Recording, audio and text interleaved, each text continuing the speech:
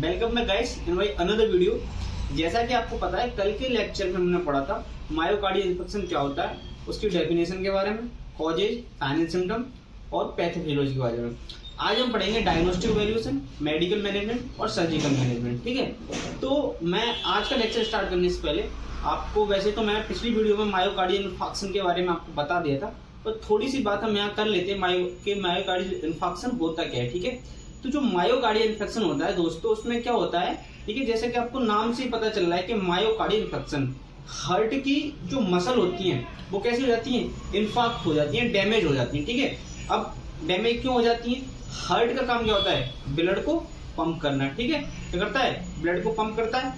ठीक है, तो इस कंडीशन में क्या होता है, और हार्ट को, अब जब वो हार्ट क्या कर रहा है, ब्लड पंप कर रहा है, तो उसे काम करने के लिए उसे भी तो न्यूट्रिएंट चाहिए, उसे भी तो ऑक्सीजन चाहिए। तो हार्ट को जो ब्लड सप्लाई करता है वो कौन करता है? वो कोरोनरी आर्टरी करती है। ठीक है, अब इस कंडीशन में क्या होता है कि जो कोरोनरी आर्टरी होती है उसमें क्या हो जाता है, ऑब्स्ट्रक्शन क्रिएट हो जाता है, कोई क्लॉट का फॉर्मेशन हो जाता है, कोई थ्रोम्बस का फॉर्मेशन होता है, जिसकी वजह से क्या होता है, जो ब्लड के लिए जो सप्लाई है वो क्या हो जाती है, इंटरप्टेड हो जाती है। ठीक है, तो जिसकी वजह से क्या होता है, वहां टिश्यू हाइपोक्सिया हो जाता है।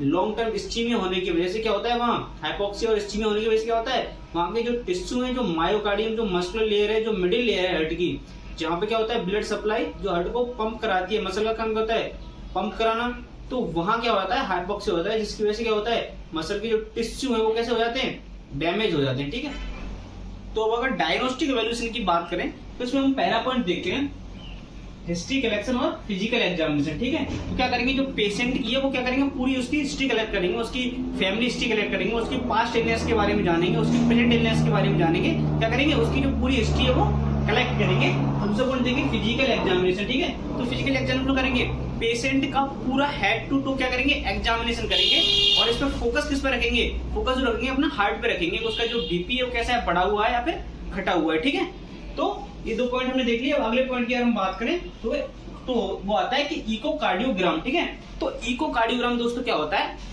देखिए इसमें क्या करते हैं, साउंड वेव का यूज करके साउंड वेव्स का यूज करके क्या करते हैं, जो हार्ट के चैम्बर्स होते हैं, जो बल्ब्स होते हैं, और हार्ट में जो ब्लड का फ्लो होता है उसे हम चेक करते हैं कि हार्ट में जो ब्लड फ्लो हो रहा है वो किस तरीके से हो रहा है, कम हो रहा है या फिर ज्यादा हो रहा है, उसके जो चैम्बर है, जो बल्ब है, जो हार्ट मसल्स हैं, वो प्रॉपर अपना मतलब एक्यूरेट है, ठीक है या नहीं है, उसमें कोई कमी तो नहीं है, उसमें कोई डैमेज तो नहीं आया है। ठीक है, क्या करते हैं, जो साउंड वेव्स का यूज करके हम क्या करते हैं, इकोकार्डियोग्राम में क्या करते हैं, साउंड वेव्स का यूज करते हैं, और उनका यूज करके क्या पता लगाते हैं, जो हार्ट की मसल्स हैं उनमें कोई डैमेज तो नहीं आया है, या फिर जो हार्ट में ब्लड फ्लो हो रहा है वो प्रॉपर हो रहा है या नहीं हो रहा। ठीक है, अगले पॉइंट की अगर बात करें तो वो करेंगे हम एंजियोग्राफी। ठीक है, तो एंजियोग्राफी की अगर हम बात करें तो देखिए दोस्तों, इसे वैसे तो हम ट्रीटमेंट में भी यूज करते हैं, लेकिन ये क्या है, डायग्नोसिस में भी हेल्प करता है। तो देखिए इसमें कहते हैं क्या है, देखिए ये कोई मान लो कोरोनरी आर्टरी है। ठीक है, तो इसमें सबसे पहले क्या करते हैं, एक कैथेटर लेते हैं और उसको ग्रोइंग एरिया, फिर जो आर्म एरिया होता है वहां से उसे इंसर्ट करते हैं। ठीक है, और उसे स्क्रीन पे हम विजुलाइज करते जाते हैं कि जो हमारा कैथेटर जा रहा है वो सही जगह पे जा रहा है या नहीं जा रहा, तो वहां से इंसर्ट करेंगे उसे, और उसके साथ साथ इंसर्ट करने के साथ साथ क्या करते हैं, उसमें एक क्या करते हैं, डाई को इजैकुलेट करते जाते हैं। क्या करते जाते हैं, जो हमारी डाई होती है, एक डाई होती है, उसे क्या करते हैं, इजैकुलेट करते जाते हैं, और स्क्रीन पे उसे विजुलाइज करते जाते हैं कि कैथेटर सही जगह पे जा रहा है या नहीं जा रहा।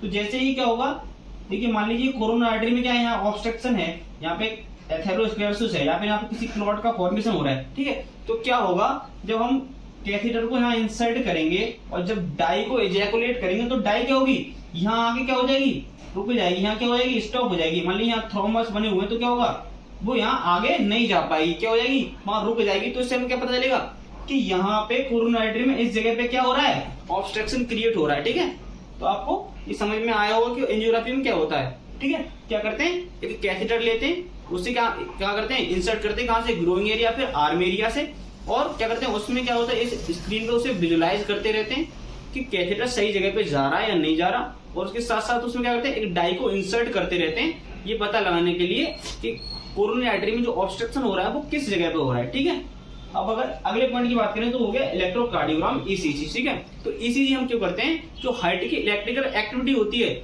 उसको चेक करने के लिए हम क्या करते हैं, ईसीजी करते हैं, उसके जो हार्ट के जो पेस मेकर हैं, ठीक है, वो अपना प्रॉपर वर्क कर रहे हैं या फिर नहीं कर रहे हैं। ठीक है, तो अगले पॉइंट की बात करें तो क्या करेंगे, सीटी स्कैन कर लेंगे, ठीक है, विजुलाइज करने के लिए, ठीक है, एमआरआई कर सकते हैं, ब्लड टेस्ट कर सकते हैं, ठीक है। और अगले पॉइंट की बात करें तो चेस्ट एक्सरे कर सकते हैं। अब ये तो मतलब कॉमन हो गए, ठीक है, ये तो हम करते ही करते हैं कोई भी डिजीज, ठीक है। तो इसके बाद अब ये जो आ गया अगला टीएमटी टेस्ट, क्या हो गया, टीएमटी टेस्ट, ठीक है। अब इसके बारे में जानते हैं, इसको स्ट्रेस टेस्ट के नाम से भी हम जानते हैं, ठीक है।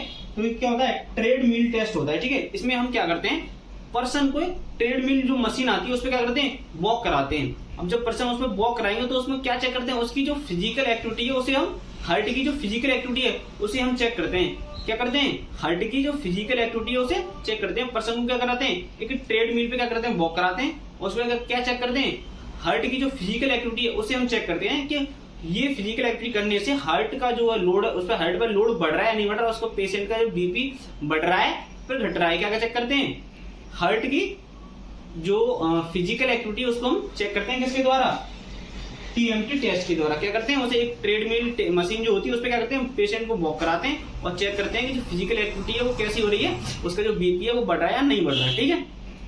तो मुझे लगता है डायग्नोस्टिक वैल्यूएशन आपके समझ में आया होगा। अब हम बात करते हैं मेडिकल मैनेजमेंट की, ठीक है। मेडिकल मैनेजमेंट पे अगर हम पहला पॉइंट देखें तो थ्रोम्बोलाइटिक ड्रग्स, ठीक है। कौन सी ड्रग्स देंगे, थ्रोम्बोलाइटिक ड्रग्स, उसमें भी कौन सी, स्ट्रेप्टोकाइनेज और यूरोकाइनेज, ठीक है। तो अब हम ये जानते हैं कि थ्रोम्बोलाइटिक ड्रग्स होती है, तो देखिए जो थ्रोम्बोलाइटिक ड्रग्स होती है, ठीक है, वो उनका काम क्या होता है, जो क्लॉट का फॉर्मेशन हो रहा था, जो थ्रोमस का फॉर्मेशन हो रहा था उसको क्या करती हैं, उसे ब्रेक डाउन करती हैं, उसे क्या करती हैं, उसे डिसॉल्व कर देती हैं, ठीक है। थ्रोम्बोलाइटिक का काम क्या होता है, जो थ्रोमस ब्लड में बन रहा था, जो क्लॉट ब्लड में बन रहा था, जो एथेरोस्क्लेरोसिस हो रहा था कोरोनरी आर्टरी में, उसे क्या कर देंगी, उसे ब्रेक डाउन कर देंगी, ठीक है। कौन सी ड्रग, थ्रोम्बोलाइटिक ड्रग, ठीक है। उसमें भी कौन सी, स्ट्रेप्टोकाइनेज और यूरोकाइनेज, ठीक है। अब अगर दूसरे ड्रग की बात करें तो हम दूसरा ड्रग लेंगे एंटी कोएगुलेंट ड्रग। कौन सी, एंटी कोएगुलेंट ड्रग। अब इन ड्रग का काम क्या होता है, देखिए थ्रोम्बोलाइटिक का क्या काम था, वो जो थ्रोमस बन गया था उसे क्या कर रही थी, ब्रेक डाउन कर रही थी, ठीक है। लेकिन जो एंटी कोएगुलेंट ड्रग होती है वो क्या करती हैं, जो ब्लड होता है उसमें थ्रोमस को बनने ही नहीं देती, क्या नहीं करने देती, ब्लड में जो क्लॉट बनता है उसे क्लॉट को बनने नहीं देती। उसमें क्या थ्रोम्बोलाइटिक क्या करनी थी, जो क्लॉट बन गया था उसे क्या कर रही थी, डिसॉल्व कर रही थी, ब्रेक डाउन कर रही थी। लेकिन जो एंटी कोएगुलेंट ड्रग होती है वो क्या करती हैं, ब्लड में किसी भी क्लॉट का क्या नहीं होने देती, फॉर्मेशन नहीं होने देती, थ्रोमस का फॉर्मेशन नहीं होने देती, ठीक है। उसमें भी कौन सी ड्रग देते हैं, हेपेरिन, ठीक है। अब अगर तीसरे ड्रग की हम बात करें तो वो हम देते हैं एंटी प्लेटलेट ड्रग, ठीक है। तो एंटी प्लेटलेट ड्रग का क्या काम होता है, जो प्लेटलेट ये क्या काम करती है कि जो प्लेटलेट का एग्रीगेशन होता है उसको रिड्यूस करती है, उसको डिक्रीज करती है, उसको होने नहीं देती, क्या नहीं करने देती, जो प्लेटलेट का एग्रीगेशन होता है उसको होने से रोकती है, ठीक है। अब प्लेटलेट का काम क्या होता है, कहीं ब्लड वेसल डैमेज हुई, वहां प्लेटलेट इकट्ठी हुई और वहां क्या किया, वहां क्लॉट का क्या करती है, वो फॉर्मेशन करती है। तो ये क्या करती है, platelet drug, anti platelet drug क्या करती है, जो प्लेटलेट का एग्रीगेशन होता है उसको क्या करती है, रोकती है। उसमें भी कौन सी ड्रग, एस्पिरिन, ठीक है। और अगर अगले ड्रग की बात करें, ठीक है, तो वो हो गए लिपोलाइटिक ड्रग्स, ठीक है। तो लिपोलाइटिक ड्रग्स का काम क्या होता है, जो ब्लड में लिपिड का जो लेवल था जो इंक्रीज हो रहा था वो इसमें क्या होगा, वो उसको क्या करती है, रिड्यूस कर देती है। लिपोलाइटिक क्या करती हैं, जो लिपिड्स है उसके लेवल को क्या करती हैं, डिक्रीज कर देती है, ठीक है। अब जब लिपिड का लेवल डिक्रीज हो गया तो हमने कॉज में क्या पढ़ा था, एथेरोस्क्लेरोसिस, ठीक है। वो क्या हो रहा था, कोरोनरी आर्टरी में जमा हो रहा था, क्यों, क्योंकि लिपिड की मात्रा क्या हो गई थी, ज्यादा हो गई। तो ये क्या करती हैं, जो लिपिड है उसका, उसकी जो मात्रा है उसे क्या कर देती है, कम कर देती है, उसके लेवल को डिक्रीज कर देती है, ठीक है। अब अगर अगले पॉइंट की बात करें तो हो गया कैल्शियम चैनल ब्लॉकर, ठीक है। उसमें कौन सी ड्रग देंगे, निमोडिपिन, ठीक है, कैल्शियम चैनल ब्लॉकर। अब ये क्यों देंगे, तो इसमें क्या होता है, जो ब्लड वेसल पे जो कैल्शियम चैनल होते हैं, मसल पे जो कैल्शियम चैनल होते हैं उन्हें क्या कर देती है, ब्लॉक कर देती है। क्या कर देती है ड्रग, जो मसल्स पे कैल्शियम चैनल होते हैं, जो ब्लड वेसल्स पे कैल्शियम चैनल होते हैं उन्हें क्या कर देती है, ब्लॉक कर देती है। जिससे क्या होता है, जो पर्सन जो है, जिन पर्सन को हाइपरटेंशन होता है वो क्या होता है, वो डिक्रीज हो जाता है, ठीक है। क्या होता है, हाइपरटेंशन डिक्रीज होता है, ठीक है। अब अगर अगले पॉइंट की बात करें तो कौन सा देंगे, एनाल्जेसिक्स, कौन सा देंगे, किसके लिए, पेन को ट्रीट करने के लिए। उसमें भी कौन सी ड्रग देंगे, मॉर्फिन, ठीक है। क्या हो गया, ये मॉर्फिन क्या हो गया, हाई लेवल की ड्रग होती है, ठीक है। जो क्या करती है, हाई लेवल का जो पेन, सीवियर पेन होता है, जो चेस्ट पेन हमने साइनस सिम्टम में पढ़ा था, उसको ट्रीट करने के लिए हम कौन सी ड्रग देंगे, एनाल्जेसिक, ठीक है। वहीं अगर लास्ट की हम बात करें तो ये कौन सी देंगे, बीटा ब्लॉकर, ठीक है। तो बीटा ब्लॉकर का क्या काम होता है ये जो हमारी ब्लड वेसल्स होती हैं, जो हमारी वेन्स होती हैं, जो आर्टरीज होती है, उनको क्या करती थी, उनको डायलेट करती है, उनको वाइडन कर देती है, जिससे क्या होता है जो ब्लड फ्लो होता है वो क्या होता है इजिली हो जाता है। क्या होता है, क्या करती है हम, जो हमारी वेन्स होती हैं, आर्टरीज होती है, उनको क्या करती है, उनकी वाइडन कर देती है, उन्हें डायलेट करती है, जिसकी वजह से जो ब्लड फ्लो होता है वो क्या होता है बढ़ जाता है, इंक्रीज हो जाता है। ठीक है, तो ये रहा हमारा मेडिकल मैनेजमेंट। अब हम बात करते हैं सर्जिकल मैनेजमेंट की। ठीक है, करते हैं सर्जिकल मैनेजमेंट की। ठीक है, तो सर्जिकल मैनेजमेंट में अगर हम पहला सर्जरी की बात करें तो हो गया परक्यूटेनियस ट्रांसल्यूलर कोरोनरी एंजियोग्राफी, PTCA। ठीक है, तो इस सर्जरी में हम करते क्या है, देखिए ये कोई कोरोनरी आर्टरी हो गई। ठीक है, इसमें क्या हो रहा था, ये एथेरोस्क्लेरोसिस हो रहा था। ठीक है, तो इसमें हम क्या करेंगे, एक ट्यूब को क्या करेंगे, इंसर्ट करेंगे। क्या करेंगे, जैसा कि मैं आपको डायग्नोस्टिक एवोल्यूशन में बताया था, एक ट्यूब को क्या करेंगे, इंसर्ट करेंगे। ठीक है, और इस ट्यूब में क्या होता है, इस ट्यूब में क्या होता है, एक बलून होता है। क्या होता है, क्या एक बलून होता है। तो इस ट्यूब को जैसे हम इंसर्ट करेंगे तो जब बलून यहाँ पे ये पहुंच जाएगा ट्यूब, तो इस जो बलून था उसे क्या कर देंगे,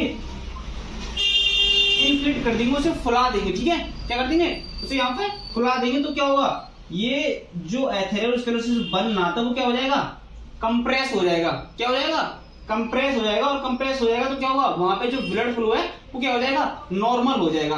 समझ में, क्या करेंगे इसमें PTCA में क्या करते हैं, एक ट्यूब लेते हैं। ठीक है, जो हमने आपको बताया गोइंग एरिया और जो आर्म एरिया होता है वहां से क्या करते हैं, उसे इंसर्ट करते हैं। और इंसर्ट करते क्या करते हैं, उसमें एक बलून होता है, और बलून के क्या करते हैं, जैसे ही वो कहां पहुंच जाता है, एथेरोस्क्लेरोसिस की साइड पे पहुंच जाता है, तो क्या करते हैं, उस बलून को क्या करते हैं, इन्फ्लेक्ट कर देते हैं। क्या करते हैं, फुला देते हैं उसे। ठीक है, जब उसे फुला देते हैं तो क्या होता है, जो एथेरोस्क्लेरोसिस जो ये बन रहा था, जो ये लिपिड और जो ये फैट यहाँ पर ये डिपोजिशन हो रहा था, जो जमा हो रहे थे, वो क्या होती है, कंप्रेस हो जाते हैं, जिसकी वजह से क्या होता है, जो वेसल में से जो ब्लड फ्लो हो जाता है वो कैसा होता है, नॉर्मल हो जाता है। ठीक है, और इसके साथ साथ हम क्या करते हैं, यहाँ पे एक वायर का क्या करते हैं, स्टैंड को अटैच कर देते हैं। क्या कर देते हैं, एक वायर का स्टैंड होता है जिसे हम परमानेंटली क्या कर देते हैं, यहाँ पे अटैच कर देते हैं परमानेंटली।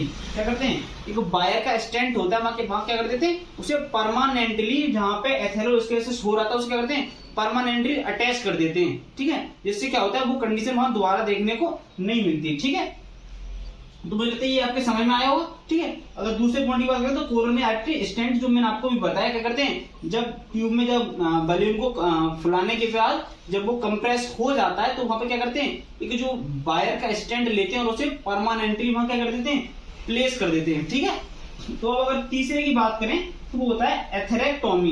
क्या होता है, एथेरेक्टोमी। तो एथेरेक्टोमी में क्या होता है, ये जो एथेरोस्क्लेरोसिस ये जो फॉर्म हो रहा था उसे क्या कर देते हैं, रिमूव कर देते हैं सर्जरी के द्वारा। क्या करते हैं, ये जो एथेरोस्क्लेरोसिस ये फैट और जो लिपिड का डिपोजिशन हो रहा था वो जमा हो रहे थे, उसे क्या कर देते हैं, उसे सर्जरी के द्वारा क्या कर देते हैं, रिमूव कर देते हैं। ठीक है, अब अगर अगली सर्जरी की बात करें तो क्या होता है, कोरोनरी आर्टरी बाईपास सर्जरी। क्या हो गया, कोरोनरी आर्टरी बाईपास सर्जरी। तो इसमें क्या कर देते हैं, जैसे कि मान लीजिए ये कोरोनरी आर्टरी है और यहाँ क्या हो रहा है, यहाँ ऑब्स्ट्रक्शन क्रिएट हो रहा है। ठीक है, तो हम इसमें क्या करेंगे, इसे आयोटा से डायरेक्ट कहां कनेक्ट कर देंगे, उसके आगे कनेक्ट कर देंगे। क्या करते हैं, बाईपास सर्जरी क्या करते हैं, जैसे यहाँ अगर ऑब्स्ट्रक्शन हो रहा है तो क्या करेंगे, आयोटा को डायरेक्ट कहां कनेक्ट कर देंगे, कोरोनरी आर्टरी को यहाँ से आगे से उसे कनेक्ट कर देंगे। ठीक है, तो ये होगा सर्जिकल मैनेजमेंट। मुझे लगता है आपकी आज की वीडियो समझ में आया होगा। अगर वीडियो आपकी अच्छी लगी तो लाइक करें, कमेंट करें, शेयर करें, सब्सक्राइब करें। और अगर आपको इस टॉपिक के प्रॉपर नोट्स चाहिए तो आप हमें कमेंट बॉक्स में बता सकते हैं। Thank you.